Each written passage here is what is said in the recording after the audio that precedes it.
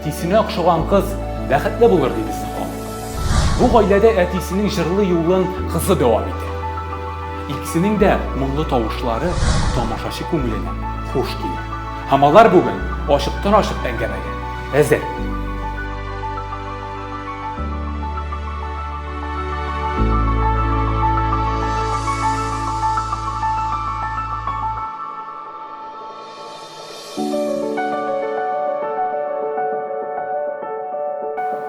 Битекләр салынды.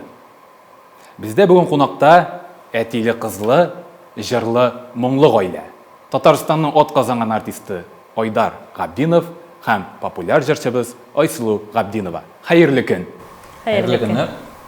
Без инде әти кешедән башлап җибәрәбез. Хөрмәт, ихтирам бездә һәр вакыт беренче урында.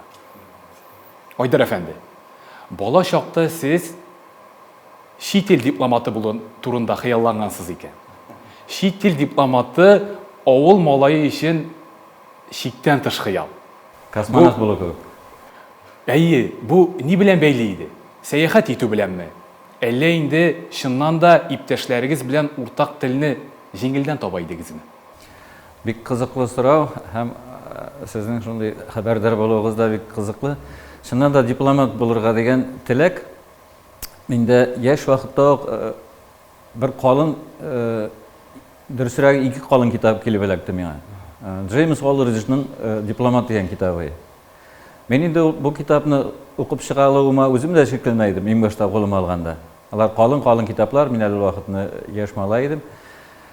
Әмма ләкин укый башлаган сайын миңа бу китап кызыклырак була башлады. Ни өчен кызыклырак? Ни өчен дигәндә бер дипломатның язмышы турында бара иде бу Бәян ителгән. Бәян ителгән. Һәм ул дөньяның төрле почмакларында, төрле илләрдә үзенең эше буенча йөри иде инде. Күбрәк Иранда, Техран шәһәрендә инде. Ә мин үзем бәләкәй чактан ук шулай ук географияны ярата идем. Географияны яраткач, мин бу язмаларның кайда барганнарын һәр вакытта белеп бара идем, күз алдына китереп бара идем. Мин әле яшь кенә вакытта сузылып ятып, идәнгә картаны җәеп ятып, ул картага сәгатьләр буена карап яратырга ярата идем. Кайда нинди диңгез, кайда нинди култык, кая нинди ил, бу илнең башкаласы нәрсә? Бар дөньяны өйрән. Кайда салкын, кайда иссе, кайда таулар, кайда матур үзәннәр икән карап ята идем. Шулар барсы да дип уйлыйм инде мин хәзергә акылым белән булар бер-берсенә шулай кушылып. Мин шу хәтле бу романтикага бирелеп, һәм тагын берсе мин сәяхәт итәргә ярата идем әлбәттә. Карта карарга яраткан кеше ул әлбәттә сәяхәт итәргә ярата. Сәяхәтләрегез кая кадәр барып җитте? Сәяхәтләр минем ул вакытны үзебезнең авыл тирәсендәге таулардан әллә ни ерак китәрмидер инде. Бик кызыклы тарих әлбәттә, Айдар әфәнде. Сөйләсәм күп инде моны, бик озак сөйләргә була. Минем язмышым бит инде тарих. Айсылуның да бит бала чакта укыган китаплары, фильмнары бар. Мисал өчен Форест Гамп, аның фильмын яратып караган Айсылу. Әйе. Әлеге фильмда төп каһарман Форест. Ул яшьлектә каршылыклардан качарга мәҗбүр. Ә инде урта яшьләрдә каршылыкларны каршы алырга өйрәнә, тәҗрибә туплаган саен ул әлеге каршылыкларны куып җибәрә. Форест Гамп һәм бүгенге Айсылу Габдинова уртаклыклар кайда да монда? Аермалар кайда? Шуннан да бу фильмны без инде бергә карый идек, бит. Мин бәләкәй чакта диванга ятып, шул фильмны без бик карарга ярата идек. Гаилә фильмы була инде. Гаилә фильмы, әйе. Том Хэнксны да бик яратабыз, Изгой фильмында. Инде үземә килгәндә, миңа бер кайчан да бер нәрсә бик җиңел генә бирелде дип әйтә алмыйм. Бала чак бит әле ул гаҗәп кызык шөгыльләргә, хатирәләргә дә бай. Айдар абыйны күпләр яшьлегендә караты белән шөгыльләнгәнне белмиләрдер. Караты шөгыле ул инде менә дигән сугыш төре, төрле вакытта ярдәмгә килә ала. Менә бүгенге көндә Айдар әфәнде, караты сугыш төре буларак сезгә еш ярдәмгә киләме? Билбавыгыз нинди төстә? Сер булмаса ул кайда саклана бүгенге көндә? Русча әйтмәшә, это было давно и неправда дигән кебек. Караты белән шөгыльләнеп алдым мин, алай үземнең каратистка санаганым юк инде. Әмма ләкин ул караты белән шөгыльләнде дигән хәбәр ул минем хәзерге тормыш иптәшем Зилә белән танышу белән бәйле.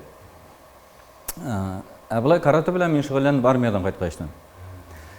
Армиядан кайткач, университетта укыган елларда карате секциясына кергән идем. Шул гына. Булай сугышуларга, үзеңне саклауга келгәндә, Безнең тарих чиста. безнең тарих чиста алай. Дигәйбез. Бездә безнең белән бик нык тырышып йөргән бер җегет бар иде карате белән. Нык бөтен бездә тырыша иде. Карате тырышмыйча булмый. Бар күңелен биреп шөгыльләнә. Ул инде бөтен күңелен генә түгел, бөтен булмышын каратега багышлаган. Һәм шул бер кызык йөридер бездә. Университетта анда бит инде тирә-якта тулай торакларда яшьләр арасында төрле хәлләр була бит инде. Хәзер моны урамда очратканнар да нәрсәдер кыйнарга уйлаганнар. Каратеда да йөргән белгәчен. Каратесне кыйнарга уйнаган. Шуннан бу әйткәндә, туктагыз, мин әзрәк кенә әзерләнеп алыйм. Стойкага басып алыйм дип. Бу стойкаларга басканчы моны уже кыйнап киткәннәр инде. Менә шушы була карате. Менә сиңа мәзәк тормышта. Айсылу. Карате дидек тә болашакта синең дә хыялларың гаҗәп киң булган. Әти-әниең дөнья күләм танылган пианинода уйнаучы иттереп күрергә теләгән. Син пианино артында гына шикләнеп калмыйча үзеңне опера җырчысы итеп күргәнсең. Әле хыялың Павароттиның барлык алгарышларын кабатлауда бугай. Аны биографиясе белән чөнки бик кызыксынасың. Аның һәрбер тормыш юлының бурылышларын беләсең. Лучано Паваротти һәм Айсылу опера дөньясы бер-берсенә ничек тыгыз бәйләнгән бүгенге көндә? Бәлки чакта мин шуннан да бик күп җирләрдә шөгыльләндем. Музыка мәктәбе, беренче музыка мәктәбен тәмамладым. Пианист булдым. Театр студиясына йөридем, вокал белән шөгыльләндем, хореография белән шөгыльләндем. Әти-әниләргә рәхмәт. Мин шуннан да бик төрле яклардан үземне ашырга миңа мөмкинлек бар иде. Шулай да син аларны хыялларын тормышка ашырып, пианинода уйнаучы булдың. Күпмедер дәрәҗәдә. Күпмедер дәрәҗәдә, хәзер менә яхшы. мин укытучы да әле, укытучы вокал укытканда да миңа ул әлбәттә үземә вокал белән шөгыльләнгәндә дә пианинода уйнау миңа бик булыша үземә. Чөнки мин җырчы гына түгел, мин музыкант та әле. 70 төрле һөнәрдә комачауламый инде ул мөгаллим кешегә. Әйе.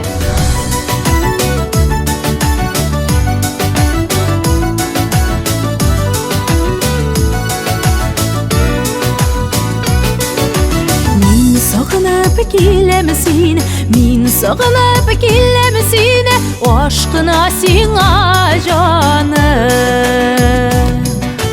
Min sağınıp kilemsin aşkına sina canım. Sağışlardan sorularga sabışa yazgan çağım. Sağışlardan sorularga sabışa yazgan çağım. Sağınam senin gözlerini, sağınam senin gözlerini, sağınam qorajını. Ey sağınam senin gözlerini, sağınam senin gözlerini, sağınam qorajını. Sizip oturup kılacağım, kuşaklap olasını. Sizip oturup kılacağım, kuşaklap olasını. Бәлки чакта мин үземне опера җырчысы итеп күрмәйдем. Мин үземне эстрада җырчысы итеп күбрәк күрә идем. Ләкин инде үсә баргач мин бер культура каналында юлыктым Анна Нетребконың концертына. Һәм мин бик гаҗәпләнгәнем, чөнки ул менә опера җырчылары алар бит гадәттә зур гәүдәле, менә булай итеп басып кына җырлыйлар, ләкин ул үзе дә бик шибәр, бик кызыклы. Мин әйттем үземә, минем опера җырчысы буласым килә дип аны күргәч. Һәм инде менә күпмедер вакыт үткәч Инстаграмда мин аның белән танышып, аралашып та киттем. Һәм ул миңа 190 кешегә язылган ул, һәм аларның берсе мин. Афәрин. Айдар әфәнде, Неаполитан җырларын яратып җырлыйсыз икән. Гаҗәп кызык бу минем өчен. Неаполитан җырлары татар җырыннан нәрсә белән аермалы? Аларда нинди үзгә bir яңалык ята. Менә сез итальяннар дидегез, Неаполитан җырының үзенчәлеге дә шуңарда, ул итальян фольклоры белән аның уртаклыгы юк. Ул фольклор җырлар түгелләр алар. Шулаймы? Алар халык җырлары түгелләр. Менә яңалыклар ачыла безгә.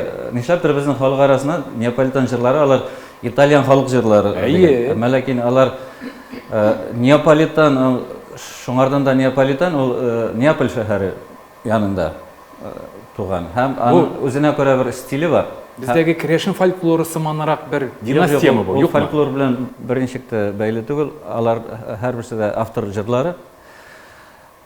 Неаполь шәһәре тирәсендә туган. Неаполь шәһәре аның үзенчәлеге шунда икән, ул бөтен итальян теленнән үзгәрәк булып тора. Ул үзенчә. Һәм аларның җырлары да икенчерәк. Менә шушы җырлар фольклор, бөтен нәрсә әлбәттә фольклордан чыккандыр инде ул, шулай дип әйтәм. Менә бу Неаполитан җырлары, алар заманында менә шушындагы авторлар тарафыннан уйлап чыгарылып, соңыннан опера җырчыларының репертуарына кереп, әйтик, мәшһүр Карузо башлап җибәргән моннан 200 елдан артык буламы инде. Дахи кеше. Дахи җырчы. Шулай итеп, ул ничектер популярлык алып, опера җырчыларының репертуарына кереп китә. Һәм алар аерылып торалар шунысы белән, үзләренең мелодикалы булуы белән. Шундый тәмле иттереп сөйлисез. Бер кичкенә генә кисәгендә башкарып китсәгез диде безнең тамашачыларыбыз өчен. Иң яратканнарым берсе о сөйләмие. Che bella cosa una giornata e sole, Maria serena dopo una tempesta, per l'aria fresca pare già una festa. Che bella cosa una giornata e sole, mana tu sole, che bella ne, o sole mio, sta in fronte a te, o sole mio, sta in fronte a te, sta in fronte a te. Әфәри, монда кулчапмыйсы мөмкин түгел. Минем инде торып, хәтта сезгә менә кул бирәсем килә, ләкин ярамый әлегә. Шундый режим. Әфәрин, Айдар абый, әфәрин. Искиткеч.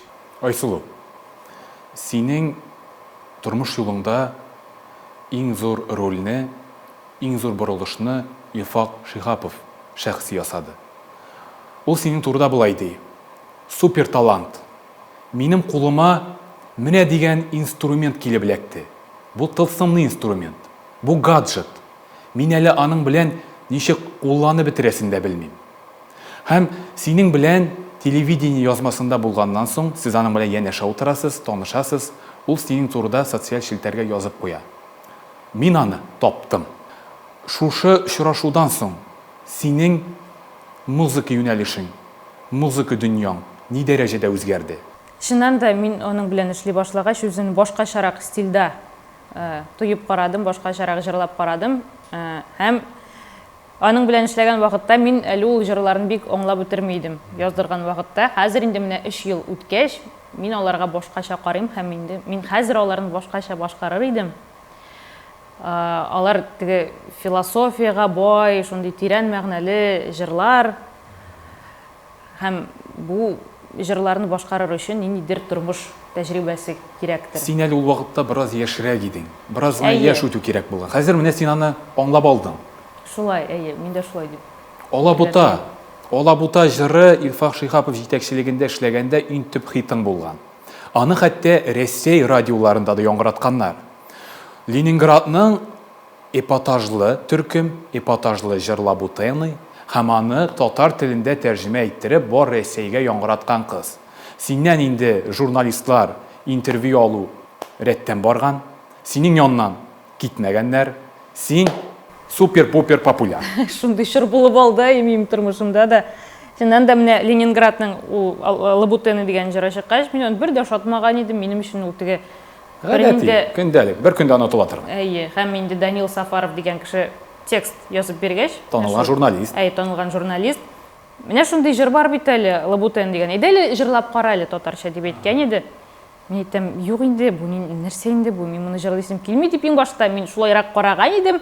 Ләкин инде барыбер записка барырга кирәк иде, башка җыр яздырырга. Һәм инде заодно гына, с одного дубля гына мин аны җырлап чыктым. Шундый тавыш чыгарасым белсәм, әлбәттә әзерләнебрәк барыр идем, күбрәк тыңлап бу Шуңа җырны. чыгаргандадыр ул бәлки тавышны. Мин аны теге записта да Ленинградны тыңлыйм, ничек микән мелодиясы дип, аннары үзем җырлыйм. Шулайрак кына булды.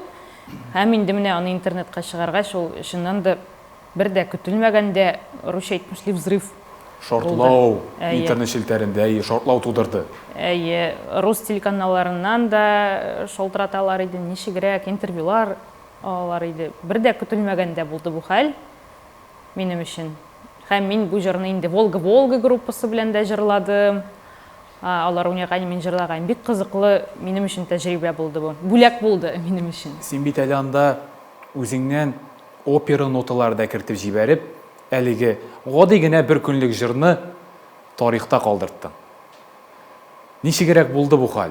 Син аны үзең истәдеңме? Һәм мөмкин булса, шушы кушымта өлешен безнең тамашачылар өчен дә башкарып китә алмассыңмы? Бер куплетын башкарып карыйм алайса, искә төшереп. Дәштә мине Рәбига, безнең милли музейга, искелекне карарга булмасак та фанат. Мин әйттем күрүгә, гөл чәчәкне күрүгә, сезнең бу күргәзмәдә мин иң төп экспонат.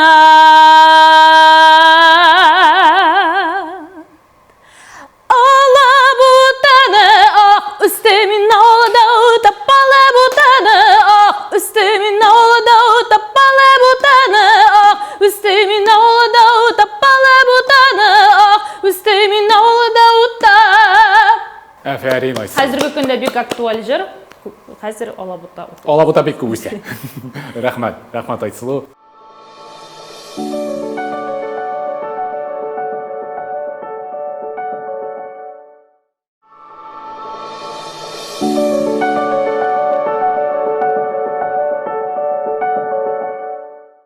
Әле күптән түгел генә Айдар әфәнде филармония концертлар залында 50 яшьлек юбилейгызга багышланган зур юбилей концерты узган. Әле ничек кенә узган, гөрләтеп уздыргансыз. Башкалар бу бит Кремль концертлар сараенда уздырылган концерт. Менә бит Айдар, шын концертның нинди булганын син күрсәттең. Менә шушындый булырга тиеш ул шын концерт дип сезне мактаганнар, сезне күтәргәннәр һәм бик лаеклы рәвештә. Ләкин бит бу концертка бер атна кала 39-40 температура белән ятакта яткансыз, тора алмыйча хәтта, һәм бик борчылгансыз инде. Концерт узармы, юкмы, ләкин ул узган. Сез батырлык кылгансыз. Барысы да тере тавышка. Ничек мондый батырлыкка ирешә алдыгыз шулай да? Иҗат дөньясында чын батырлык. Әйе, шулай булды. Ул бик көтеп алынган концерт булды. Нишин дигәндә бу концерт булырга тиеш иде инде күскөн үк. Әмма ләкин Худайның рәхмәте белән ул 3 мартта булды барыбер. Инде Худайдан сорадым дигәндәй. Барысы да уңышлы булып кына, исән-сау булып кына булса ярар иде дип. Әлбәттә, Худайга ышанабыз һәр вакытта да. Хәзер тагын да ышанычым артты. Тагын да ныграк тирәнәйде дигәндәй, менә әйтеп кара, халыкчан гына әйтеп әйткәндә Худай юк дип, шуннан да Худайдан сорадым һәм Худай бу эштә миңа сабырлык һәм булдыклык бирде. Нишин дигәндә, шуннан да бу концерт башланыр булыр алдыннан гына мин ширләп киттем. Авырып киттем. Бөтен эш туктап калды.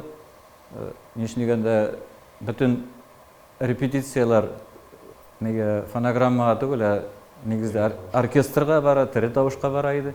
Тірі тауышқа барғаш нешіктір фонограммаға неге қалдырып болмай, ярар фонограмма қойармын әлі бәйді болмай. Шоңа көре оркестр білән репетициялар тоқтап қалдылар. Бүтін әзірлік ішлері, әлі бет әлі оркестр білән репетиция ғана түгіл, бекнік бұл ішлерді бүтінсінде өзің бары бірді контрольдаттарға тиештің, өзіңнің концертын болғаш. Сіз мұндайды шын көңілден сұрап, Аллахы тағала сізді тірілтіп шығарып жіберген концертіңізге. Рахмат, сіз мен дұрыс жолға қайтардық. Шыннан да шын көңілден сұрап, нешіктір мына шушылай недер мұғжиза білән әйбәт келіп шықты. Әлі нәқ сіздің кебек үрлеріні сәхнеде қызығыз Айсұлу да яулап келе. Бек нұқызыр рахмат айтып өтесім келе, тағын бір тапқыр не үшін дегенде сеңа рахат, сенің қызың бар деп меңа бек көплер айттылар. Әлбетте, мұндай қыз болу өзі бір бақыт. Әфәрин Айсұлу. Һәм бек көп әзірлік ішләрінде де менің тұрмыш иптәшім Зилә ханым да ярдәм итеште. Сізні инде бүгінгі тапшыруға барығызны да жайлап, келеп, ұзатып жіберген Зилә ханым турында да сөйләшеп кетейік әлі. Сіздің тұрмышығызда ең мөһим кіші. Бір серсіз Айсұлу. Әнегіз бик ұста ошарға пішірі екен. Инстаграмда блогы да бар өзінің. Мене шунда айтмакчымын, кайбір рецептлары белән әле үзенең язылучылары белән дә уртаклаша икән Instagram шилтәрендә. Син дә бит соңгы елларда актив кына эшләп килүче блогер. Тырышам. Якын араларда социаль шилтәрләрдә сезнең уртак кулинар тапшыруыгыз чыкмаячакмы? Тәкъдим итсәләр, без бик рәхәтләнеп моның турында уйлар идек, әлбәттә. Нәрсәләр пешерәсез гадәттә бәйрәмдә гаиләдә? Бәлеш, Бәлеш безнең гаиләдә бик алай популяр түгел. Без күбрәк кыстыбый, пәрәмәш,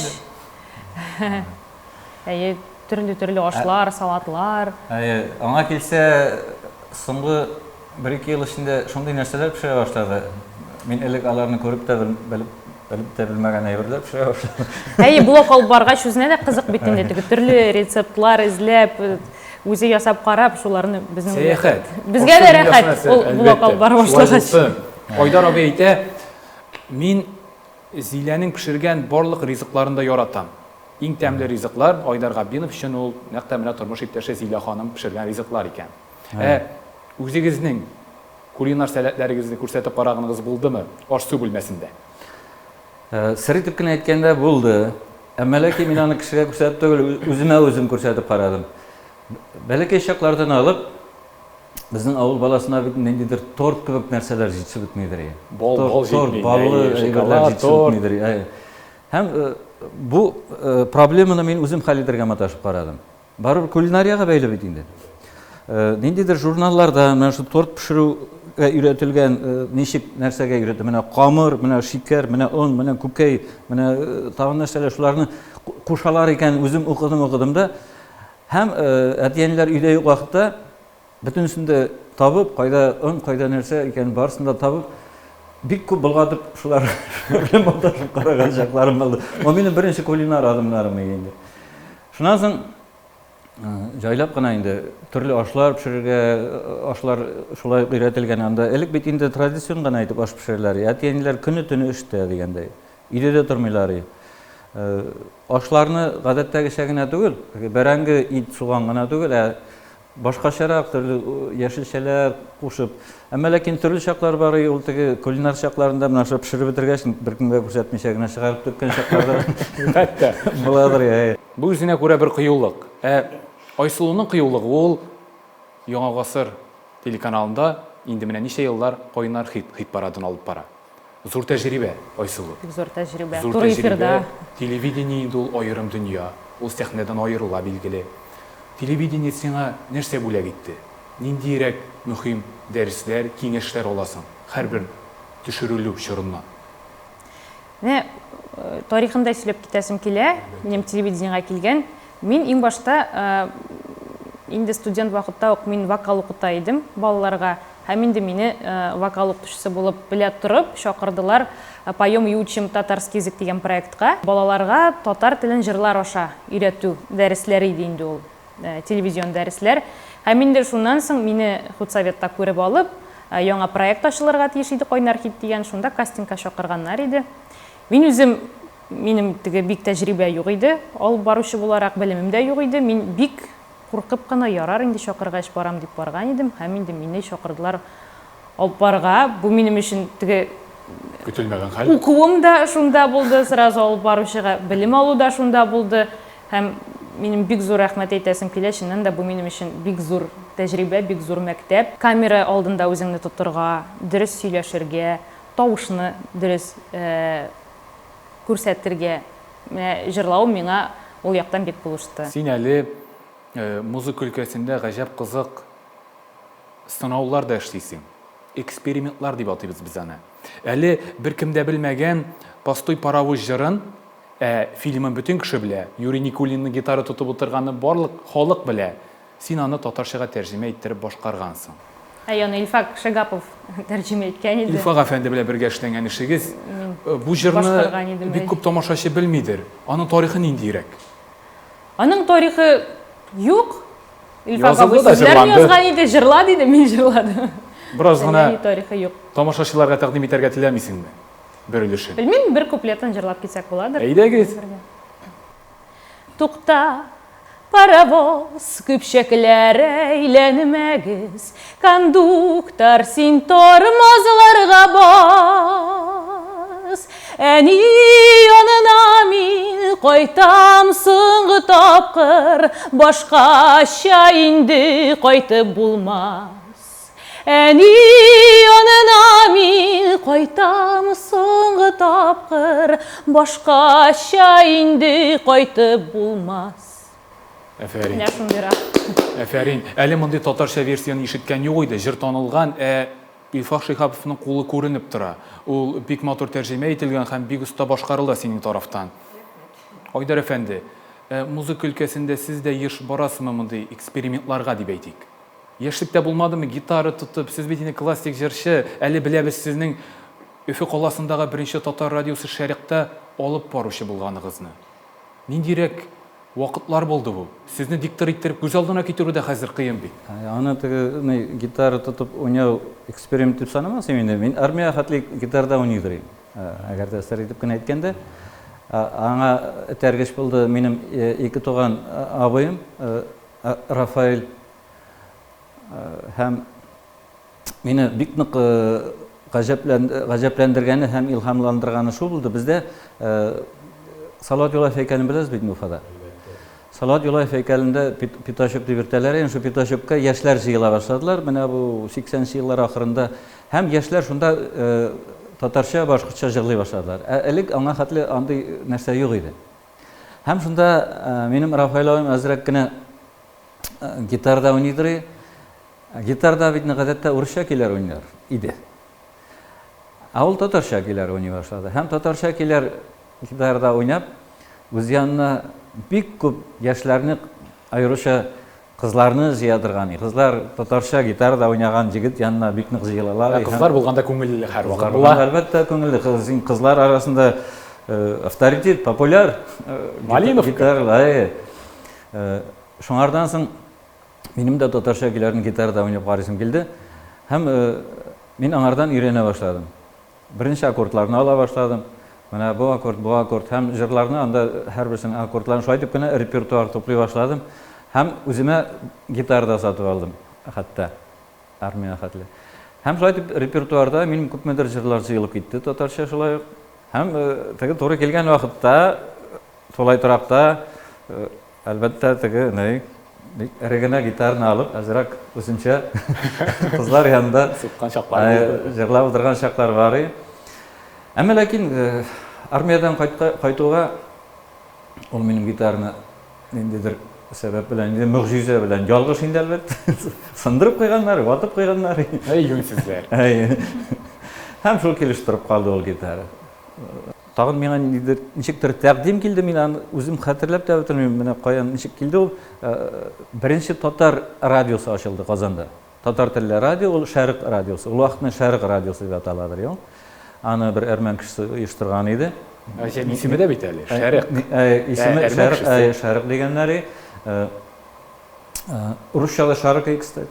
Анда русча, башкортча һәм татарча редакциялар бар иде. Интернационал радио. Мин татар редакциясында эшли башладым һәм бу эш мине үзенә тартты. Күрәм, мин бу эштә булдыра алам икәнен. Шулай итеп, мин Казанга күченгәнче бу радиодагы эшне ташламадым һәм эшне алып бардым. Әлбәттә, бу миңа шулай ук бик зур мәктәп бирде, бик зур осталык бирде. Ничнегендә туры эфирда бара радио.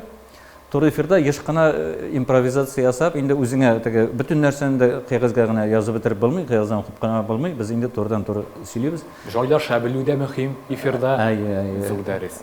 Һәм эфирда эшләгәч инде бик күп информация да тупларга үзеңә эзләргә туры килде.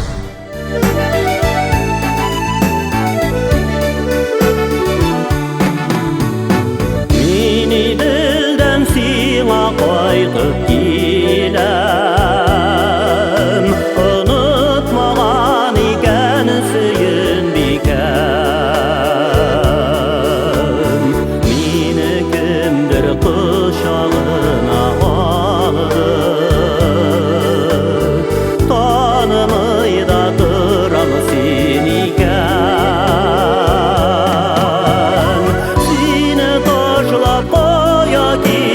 Sığmin şadlıklarım sinde gazabım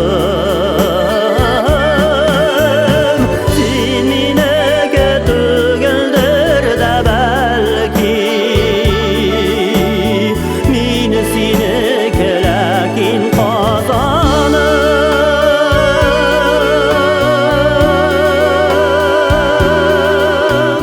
Senin etiğinin rolləri bik күп инде, Айсылу. Син әле гаиләдә үрнәк апа. 2 менә дигән энең үсеп килә. Син алар янында ниндирәк булырга тырышасың? Алар да музыкага тартыламы? Ешінен да минем инекәшем Ильяс белән Мансур һәм безнең яшь... Минем дә исемем Ильяс. Беләм. Пәйгамбәр исеме, бик матур исем. Матур исем, Мансур да бик матур исем. Яшь аермабыз безнең әз түгел, 11 һәм 12 яшь аларның белән һәм инде минем әниләр күрәсең шундый принцип белән кулланганнар, сначала нянька, потом лялька дигән. Шуңа күрә мин инде. Аларны бергәләшеп үстердек. Минем өчен теге бала карау зур тәҗрибәсе булды, минем зур опыт булды. Энекәшләрем икесе дә музыкага, алар музыкальный икесе дә, ләкин инде үзләренең тормышларын музыка белән бәйләргә уйламыйлар. Ләкин минем Мансур дигән энекәшем, ул мин укыган музыка мәктәбен, баян факультетын тәмамлады. Шулай ук кызыл дипломга, бик сәләтле малай, бик күп конкурсларда җиңүләр яулады. Аның техникасы да бик шәп, тучысы гаҗәпләнә иде, ләкин инде аның күбрәк спортка тартылышы сизелә.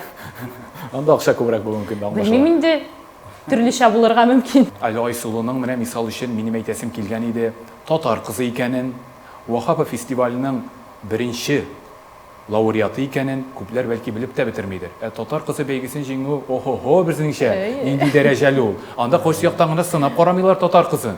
Ул җиңеп чыккан. Вахапа фестивалендә беренче урын. Бу бит гаҗәп зур дәрәҗәләр Айсылу.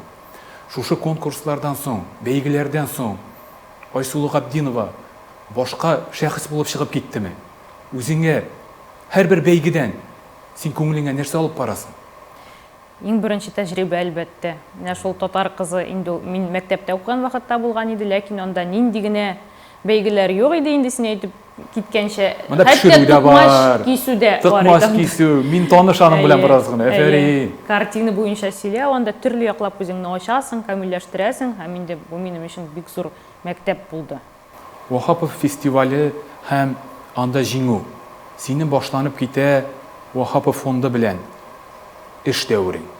Билгеле, ул бик озакка сузылмый, ләкин синең иҗатыңда матур эз калдырган бер чор булды.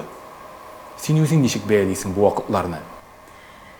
Әлбәттә, һәрбер булган, эшләгән җир ул зур тәҗрибә. Монда да мин үземә төрле яктан үземне ачтым. Концертларда мин җырчы гына булмадым, әле алып баручы да булдым. Шуңа күрә миңа икеләтә нагрузка иде. Башкалар җырлап кына чыгып китсә, мин әле башынан ахырына кадәр концертны алып барам. Син алтын бәясендә. Шулайдыр, 2 ел дәвамында мин эшләдем. Бик рәхмәтлемен, шуннан да бик кызыклы период булды минем өчен. Миңа сезгә соңыннан бер бирем сорау бирәсем килә. Айдар әфәнде, әгәр дә Айсылуга, кичкенә Айсылуга бүгіннен 3 cümleli генә хат язсагыз, үзегезнең балагызны, яраткан кызыгызны беренче чиратта нәрсә турында кисәтер идегез? Бик катлаулы сорау. Дөнья бит Әлбәттә, эш сүзгә генә сыйып бетереп булмыйдыр нәрсә эшләргә икәнне. cümle. Әмма ләкин әгәр дә шулай дип әйтәсез икән, әйтик, кызым ихлас булды ягъни. И мөһиме. Ихлас, һәр эштә дә ихласлык күрсәтергә. Ә син Айсылу, мисал өчен кичкенә әниләреңгә киләчәктән хат язсаң, аларга ниндирәк 3 cümleli генә кичкенә хат калдырыр идең? Бәлки үзләрен күп яктан ашырга киңәш итер идем. Бер өлкәдә генә шикләнеп калмаска, компьютерда әзрәк уйнарга һәм күбрәк китаплар укырга, спорт белән шөгыльләнергә киңәш итер Китап идем. укыган кешедә өмет бар. Рәхмәт сезгә бүген кунагыбыз булганыгыз өчен. Әле алга таба да шушындый матур очрашулар насыйп булсын. Ә без инде шушындый әтиле, кызлы, җырлы моңлы гаиләне күреп, тагын да сөенеп, шатланып яшик әле. Рәхмәт сезгә, шундый матур итеп алып бардыгыз, шундый безгә сорауларны бик матур итеп бирдегез. Сезгә җаваплар биреп утыру безгә дә бик рәхәт булды. Ай, рәхмәт. Әйе, Мин уңышлар үзем дә сезгә бик шат. ияз. Рәхмәт Айсылу, рәхмәт Айдар әфәнде. Сау булыгыз. Сау булыгыз.